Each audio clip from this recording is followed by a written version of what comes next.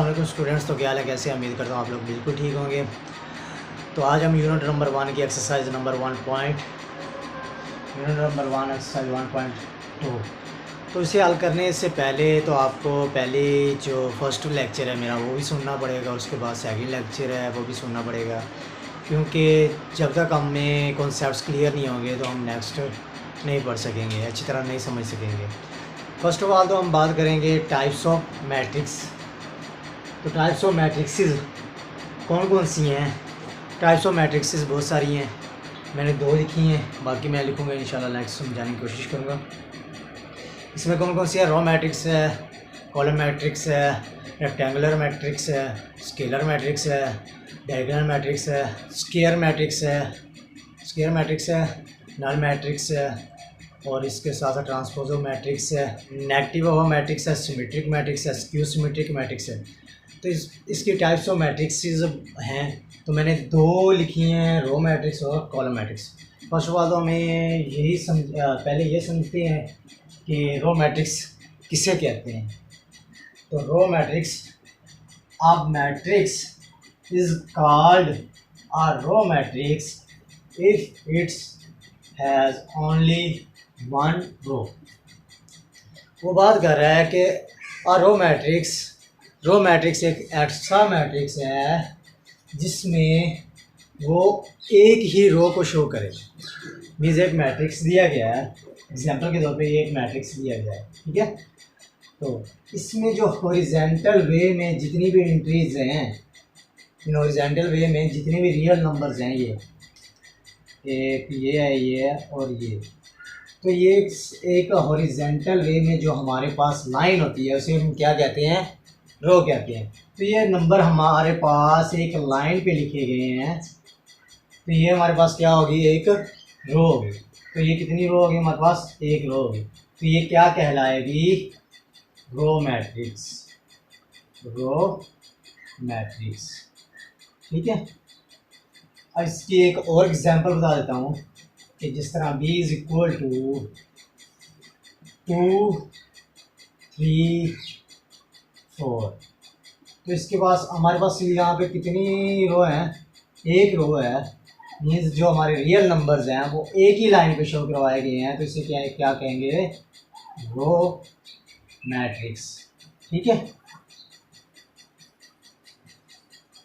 एक और छोटी सी एग्जांपल के साथ मैं आपको दोबारा बता देता हूँ कि हमारे पास है c इज इक्वल टू 2, 0, तो ये भी हमारे पास एक रो मैट्रिक्स है, ठीक है। इसमें एक ही रो है, तो उन्होंने क्या कहा है?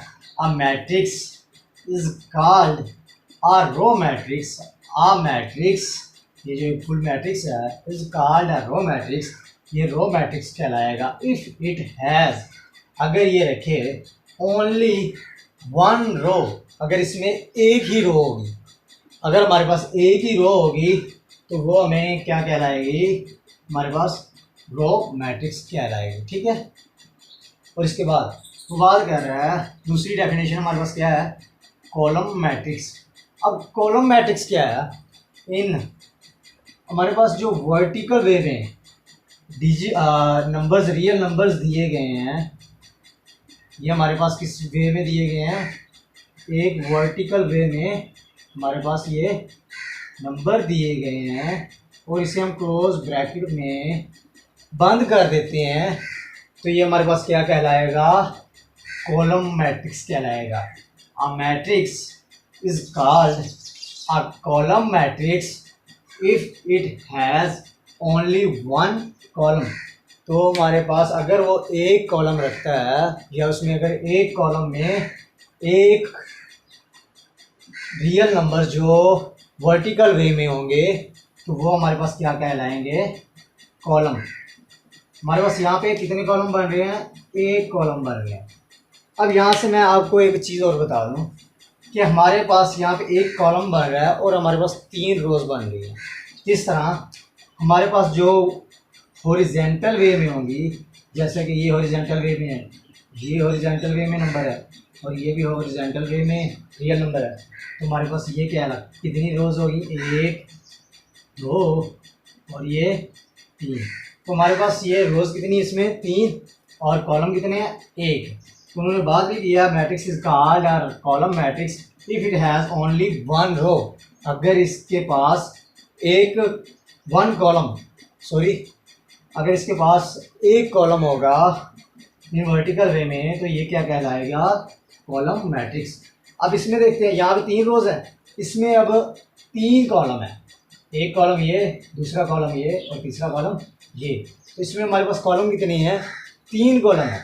लेकिन हमारा मकसद सिर्फ यही है कि हमने सिर्फ रो मैट्रिक्स बताना है, इसमें कॉलम मैट्रिक्स बताना है। ये जो मैं बाद में चीज़ें बता रहा हूँ, ये रो मैट्रिक्स में इसमें कितने रोज़ हैं, ये आप लोगों ने नई एग्जांपल में देखी। सिर्फ आप लोगों ने क्या करना है कि आपके पास ये एक कॉलम मैट्रिक्स की एक एग्जांपल आ गई है, और इसी के साथ साथ ये भी हमारे पास एक कॉलम मैट्रिक्स की एग्जांपल है, रो मैट्रिक्स की एग्जांपल है। ठीक है, नेक्स्ट हमारे पास है रेक्टेंगुलर मैट्रिक्स। रेक्टेंगुलर मैट्रिक्स कब क्या है हमारे पास, तो a matrix M is called a rectangular if the number of rows of M। वो बात कर रहा है कि हमारे पास रेक्टेंगुलर मैट्रिक्स, एक मैट्रिक्स हमारे पास दिया गया है M, तो वो तभी ही रेक्टेंगुलर मैट्रिक्स होगा जब the number of rows of M is not equal to the number of columns of M। वो बात कर रहा है कि हमारे पास एक मैट्रिक्स M है, ठीक है, मैट्रिक्स M दिया गया है, उसमें वो बात कर रहा है कि the number of rows of M, कि नंबर ऑफ रोज जो हैं M की is not equal to the number of columns.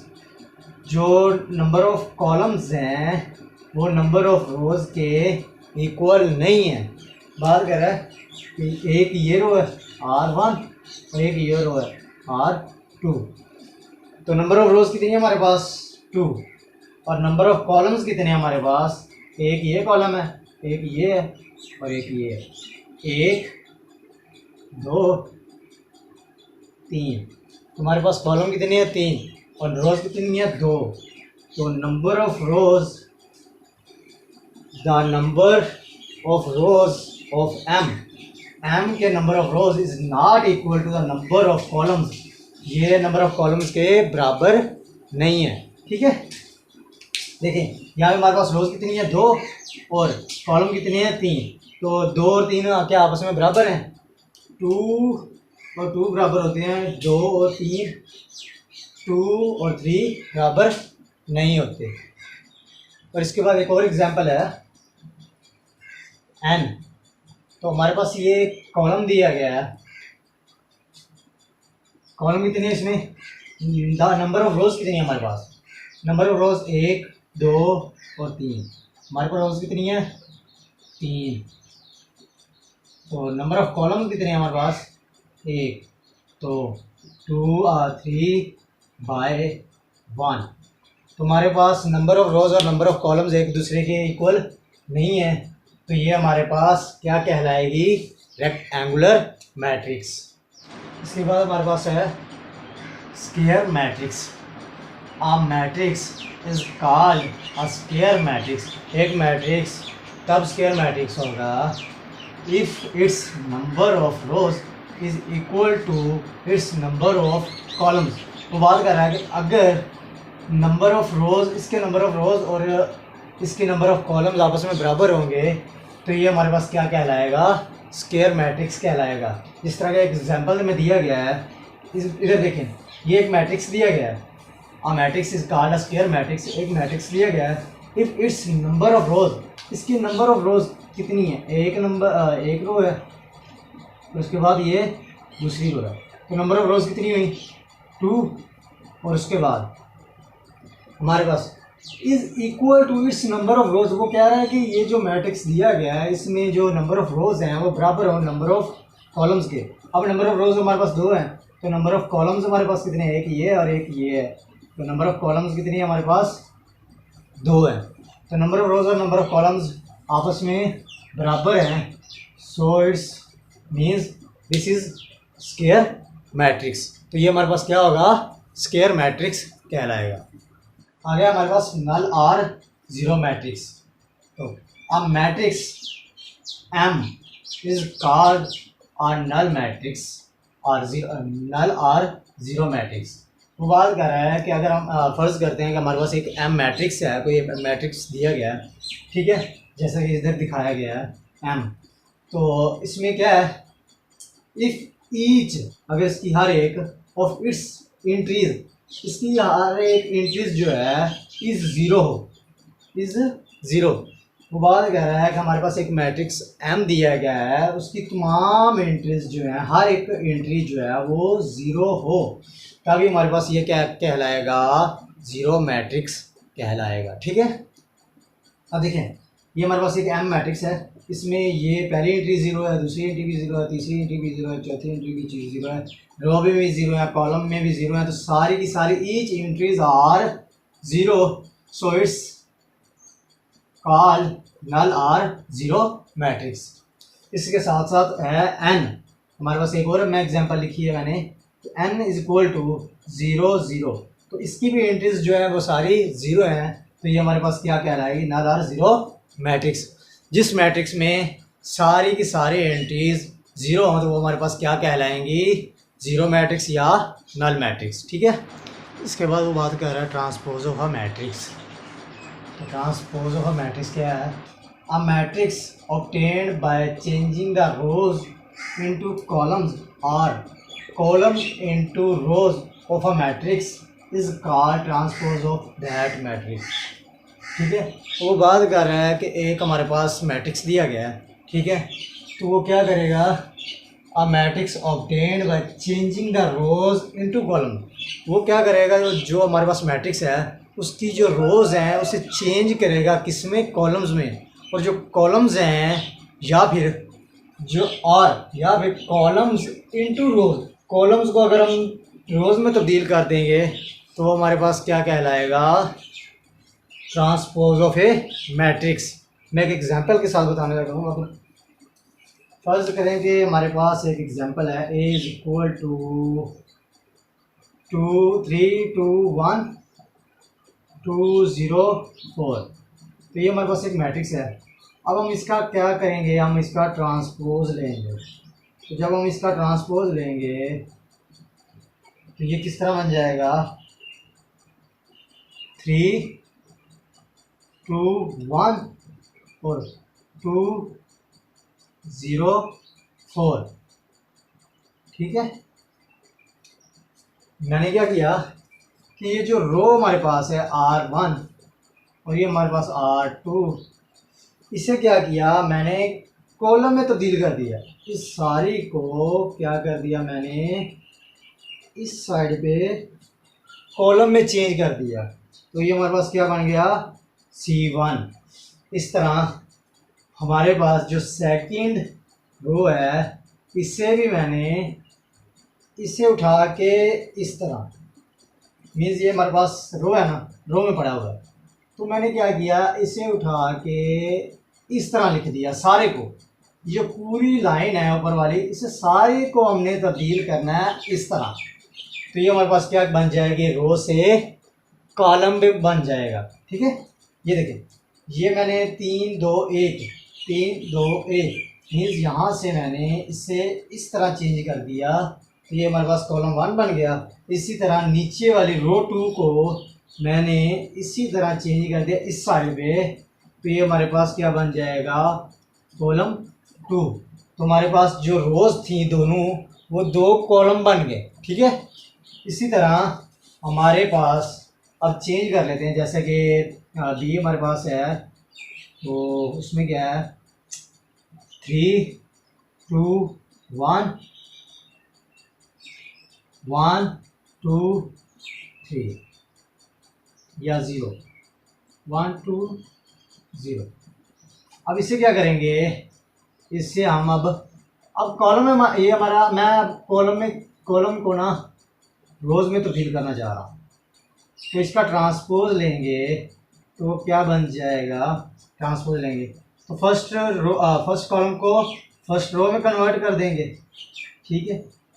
तो सेकंड कॉलम को सेकंड रो में तब्दील कर देंगे तो ये हमारे पास क्या कहलाएगा, ट्रांसपोज ऑफ अ मैट्रिक्स, ठीक है।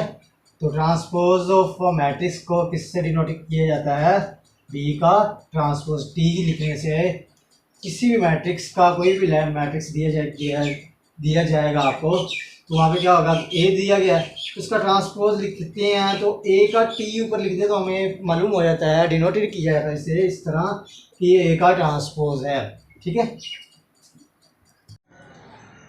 सॉरी स्टूडेंट्स, तो मुझे इमरजेंसी कॉल आ गई थी इसलिए मैंने वीडियो कंप्लीट नहीं थी की, दरम्यान में छोड़ दिए, अब दोबारा से बना रहा हूँ, ठीक है।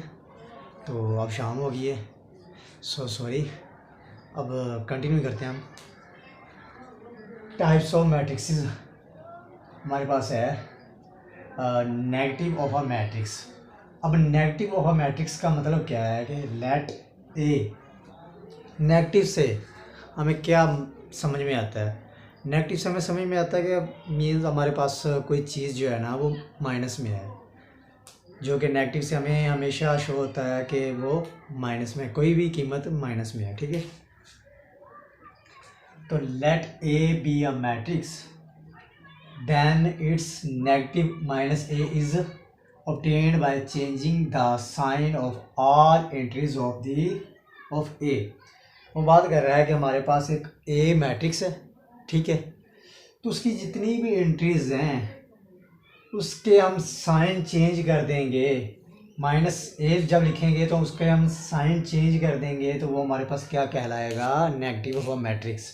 ये देखिए, लेट ए हमारे पास ए है, ठीक है, बी ए मैट्रिक्स, ये एक मैट्रिक्स है, ठीक है, then its negative minus A, जो तो इसका माइनस ए जो है is obtained by changing the sign of all entries. वो बात कर रहा है कि माइनस ए कब हमारे पास हासिल होगा, जब हमारे पास ए की तमाम जो मैट्रिक्स ए की तमाम एंट्रीज जो हैं उसके साइन चेंज हो जाएंगे।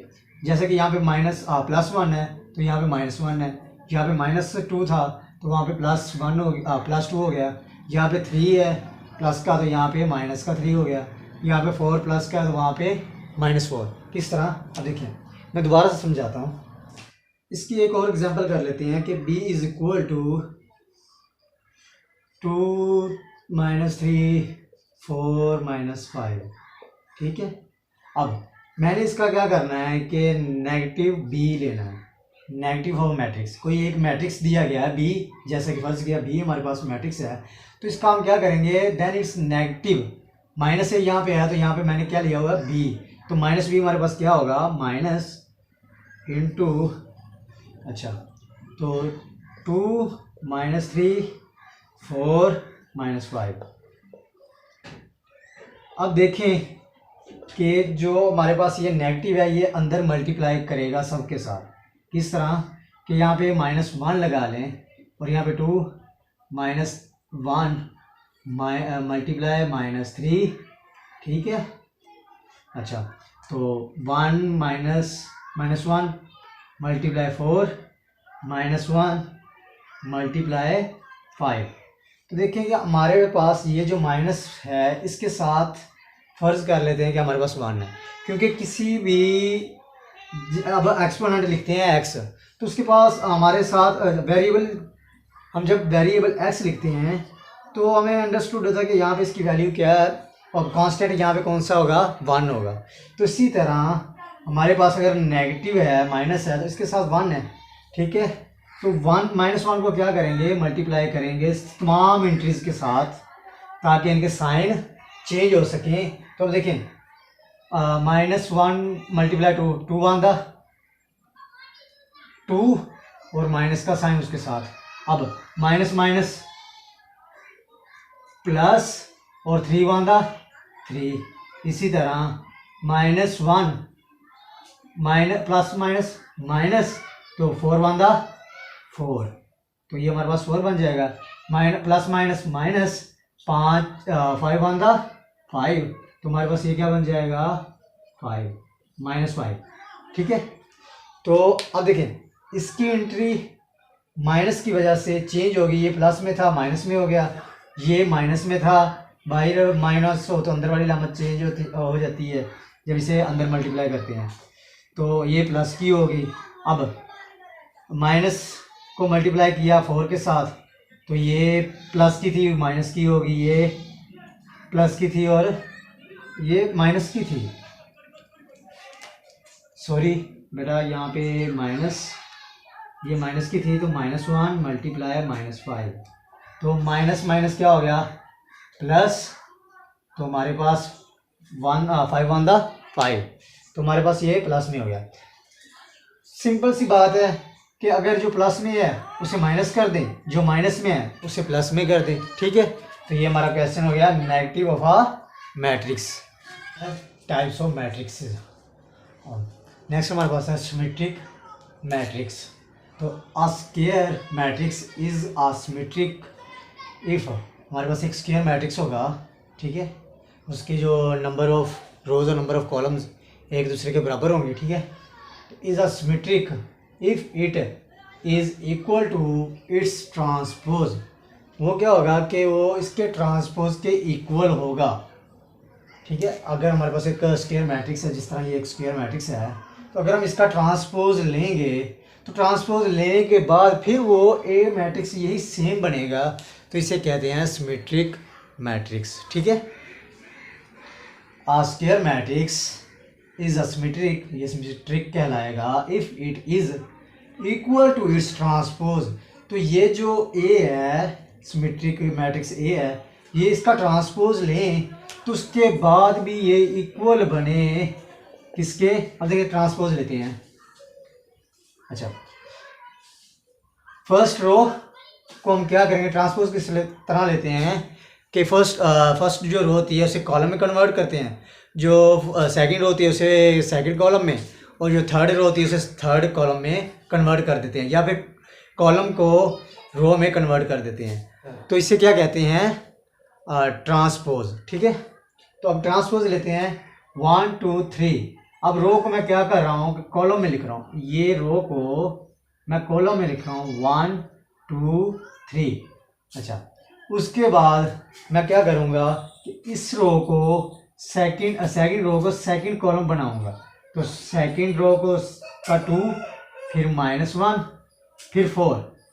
ठीक है, उसके बाद थर्ड रो को मैं क्या कन्वर्ट करूँगा किसमें, थर्ड कॉलम में, तो 3 4 0। सो मैंने रो को किस में कन्वर्ट कर दिया, कॉलम में, मैंने रो को कॉलम में कर दिया। और देखें रो को कॉलम में कन्वर्ट करने के बाद भी हमारी जो ए है, ट्रांसपोज लेने के बाद ये जो टर्म बनी है, ये जो मैट्रिक्स हमारे पास बना है वो इसके इक्वल आ रहा है। देखें 1, इसकी एंट्री 2, इसकी एंट्री 3, 2 -1 4 3 4 और 0। तो ये देखिए कि हमारा जो ए है मैट्रिक्स, उसका ट्रांसपोज लेने के बाद फिर वो ए ही बना रहा है, तो ये हमारे पास क्या कहलाएगा, सिमेट्रिक मैट्रिक्स। ठीक है, तो ये देखिए ये किसके बराबर है, ये ए के बराबर है। आई थिंक आप लोगों को समझ लग गई होगी। नेक्स्ट चलते हैं। नेक्स्ट हमारे पास है स्क्यू सिमेट्रिक मैट्रिक्स। तो अ स्क्वायर मैट्रिक्स ए, हमारे पास एक स्क्वायर मैट्रिक्स ए दिया गया है, is said to be skew symmetric.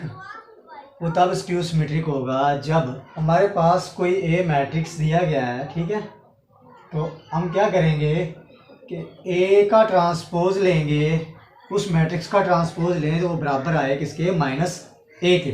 अब देखें a इज इक्वल टू 0 2 3 -2 0 1 -3 -1 0। अब हमारे पास ये मैट्रिक्स दिया गया, ठीक है, a, तो इसका मैंने अब ट्रांसपोज लेना है, तो a का ट्रांसपोज लें 0 2 3 ए का ट्रांसपोज लिया। अब देखें ट्रांसपोज में क्या करते हैं कि जो रो होती है उसे कॉलम में कन्वर्ट कर देते हैं। ठीक है, फर्स्ट रो को फर्स्ट कॉलम में, सेकंड रो को सेकंड कॉलम में, थर्ड रो को थर्ड कॉलम में कन्वर्ट करने को हम ट्रांसपोज कहते हैं। तो उसके बाद आप लोग इस तरह करें कि आप ये लोग ये भी कह सकते हैं कि फर्स्ट कॉलम को फर्स्ट रो में, सेकंड कॉलम को सेकंड रो में, थर्ड कॉलम को थर्ड रो में हम कन्वर्ट कर दें तो ये हमारे पास क्या कहलाएगा, ट्रांसपोज कर दिया हमने। क्या किया, एक मैट्रिक्स दिया गया उसका हमने ट्रांसपोज कर दिया। ठीक है, तो इसका हम ट्रांसपोज करेंगे फर्स्ट रो को फर्स्ट कॉलम में, तो 0 2 3। अब सेकंड रो को सेकंड कॉलम में -2 0 और उसके बाद 1। ठीक है, और थर्ड रो को थर्ड कॉलम में हम लिखेंगे, तो थर्ड कॉलम में लिखते हैं -1 -3 -1 और 0। अब देखें मैंने क्या किया कि फर्स्ट रो को फर्स्ट कॉलम में, सेकंड रो को सेकंड कॉलम में, थर्ड रो को थर्ड कॉलम में कन्वर्ट कर दिया। और अब आप लोग ध्यान दें कि जो हमारे पास नेगेटिव में और जो हमारे पास पॉजिटिव में थी वो नेगेटिव में आ गई हैं वैल्यूज़, और जो हमारे पास नेगेटिव में थी वो पॉजिटिव में आ गई हैं। तो इसका क्या मतलब हुआ कि हमारे पास जो पॉजिटिव में थी वो नेगेटिव में आ गई हैं और जो नेगेटिव में थी वो पॉजिटिव में आ गई हैं। तो ये बराबर किसके होता है, -1 के। ये देखें यहाँ पे 0 है, 0 -2 है, यहाँ पे +2 है, यहाँ पे -3 है, यहाँ पे +3 है। अब यहाँ पे +2 था तो -2 हो गया, यहाँ पे 0 था तो 0 है, तो -1 है। ठीक है, यहाँ पे तो यहाँ पे क्या हो गया, +1, तो 3 प्लस का माइनस का 3 माइनस का 1 प्लस का 1 माइनस का 1 0 0। अब 0 के साथ जो कोई भी साइन लगा दे तो वो नॉट मैटर के वो ज़रूरी है। ठीक है, अच्छा अब देखें कि जो जिनके साथ माइनस थी उनके साथ पॉजिटिव आ गया है। ठीक है, और जिनके साथ पॉजिटिव था उनके साथ नेगेटिव का साइन आ गया है। तो ये हमारे पास बराबर किसके हुआ, -1 के। ठीक है, यहाँ पे बच्चे कंफ्यूज हो रहे होंगे कि सर हमें समझ नहीं लगी कि क्या मतलब ये नेगेटिव में है ये पॉजिटिव में है। तो मैं अभी बता देता हूँ। ये देखिए ये हमारे पास किस में है, पॉजिटिव में है ना। तो हम क्या करेंगे, अच्छा 0 -2 -3 उसके बाद 2 0 -1 और उसके बाद 3 1 0। अब बात सुने बेटा, बात यह है कि यहाँ पे क्या है, प्लस, यहाँ पे प्लस, यहाँ पे प्लस। अच्छा तो मैं इसको ये लिख सकता हूँ, इस पॉजिटिव को, ये जो पॉजिटिव का साइन हमारे पास यहाँ पे दिया गया है इसे मैं इस तरह भी लिख सकता हूँ। ठीक है, माइनस माइनस क्या हो गया, प्लस, फिर से यही फॉर्म बन जाएगी। मैंने क्या किया कि ये जो प्लस है मैंने बाहर माइनस कॉमन ले लिया, मैंने बाहर कॉमन माइनस ले लिया तो अंदर वाली भी माइनस हो गई। तो माइनस अब दोबारा मल्टीप्लाई कर लें तो माइनस माइनस क्या होता है, प्लस, तो +2, फिर से वही चीज़ बन गई। तो मैं यहाँ पे क्या करूँगा कि यहाँ पे माइनस कॉमन ले लेता हूँ और माइनस अंदर भी लिख देते हैं ताकि ये माइनस माइनस फिर से प्लस बन जाए। तो ये हमारे पास प्लस में है, तो इसे माइनस में करने के लिए मैं क्या करूँगा, माइनस कॉमन ले लेता हूँ और इसे ये भी अंदर भी माइनस लिखा जाएगा।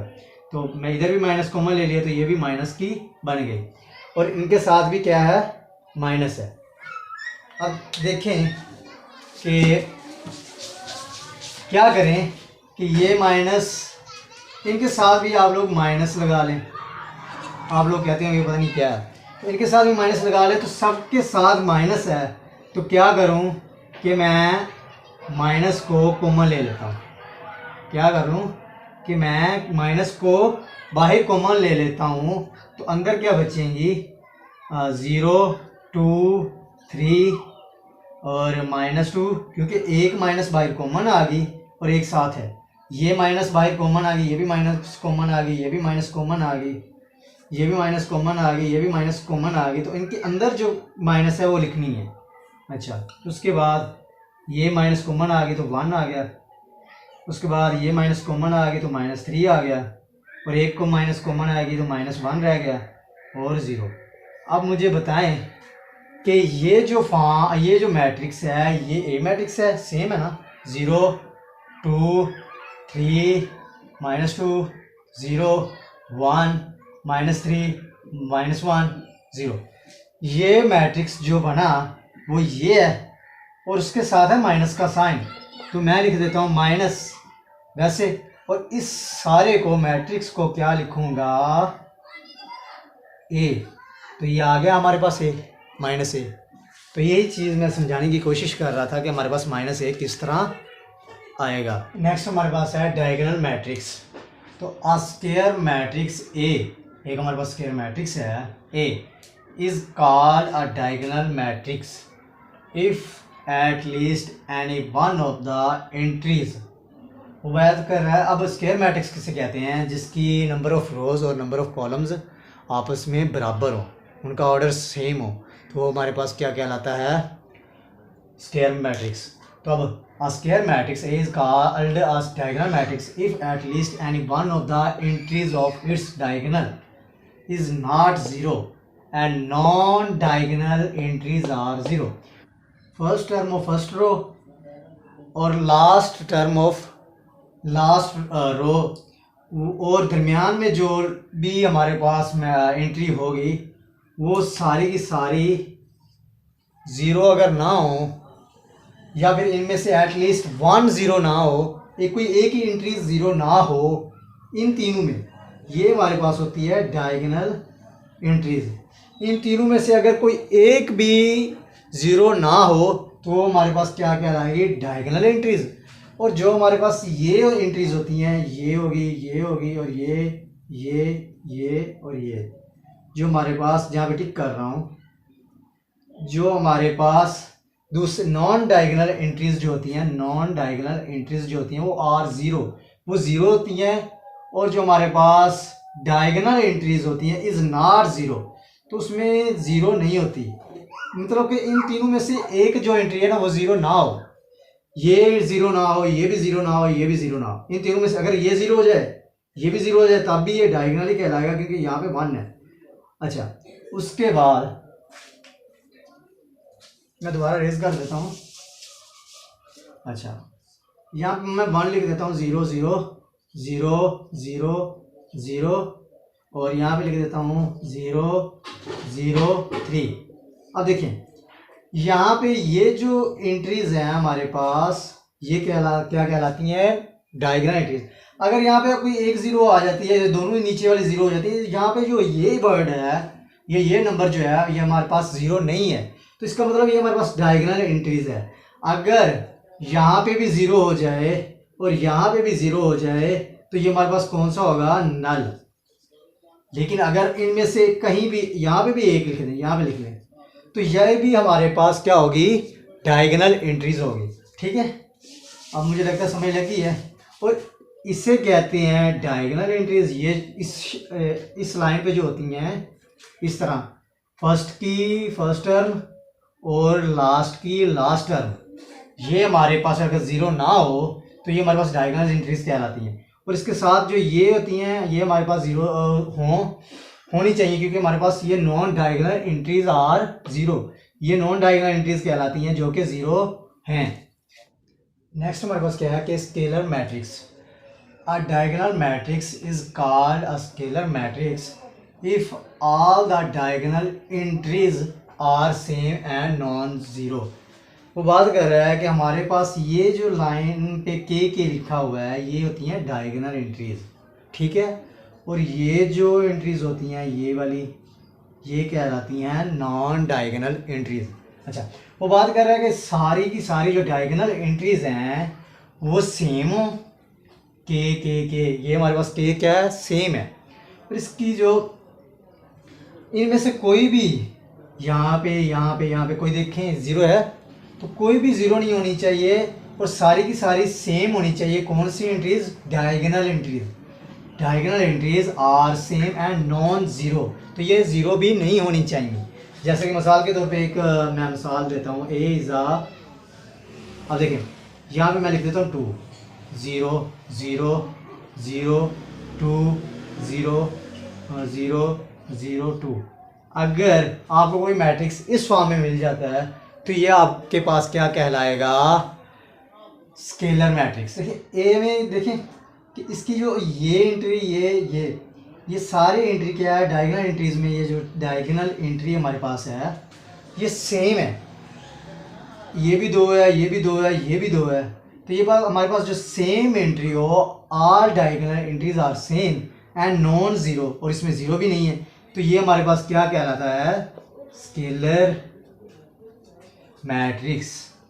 ठीक है, एक और एग्जांपल बता देता हूँ कि अच्छा A B is equal to, अगर मैं यहाँ पे लिख देता हूँ 1 0 2 0 2 0 0 0 3, तो ये हमारे पास क्या होगा? जल्दी कमेंट करें, मुझे बताएं कि ये हमारे पास क्या होगा। ये हमारे पास स्केलर होगा? नहीं, ये हमारे पास स्केलर नहीं है, क्योंकि उनकी शर्त है कि all the diagonal entries are same and non zero. तो all the diagonal entries are same, ठीक है। यहाँ पे तो डायगोनल एंट्रीज क्या है? 1 2 3, तो 1 2 के बराबर सेम है, बराबर है, या 2 1 3 के सेम है, बराबर है, नहीं ना।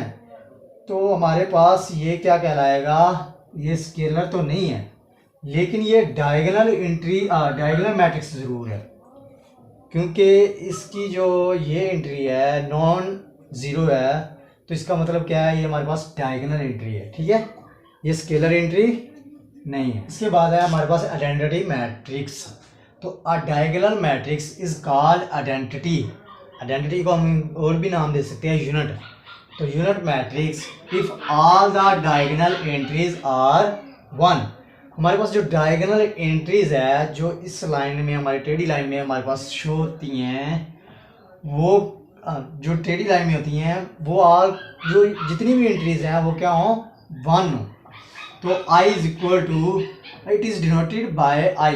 इससे किससे डिनोट किया जाता है? i से। तो i इज इक्वल टू 1 0 0 0 1 0 0 0 1। तो ये हमारे पास क्या है? डायगोनल। ये हमारे पास डायगोनल एंट्रीज हैं, ठीक है, और ये सारी की सारी क्या हैं? 1 है। तो ये हमारे पास क्या कहलाएगी? यूनिट मैट्रिक्स कहलाएगा, ठीक है।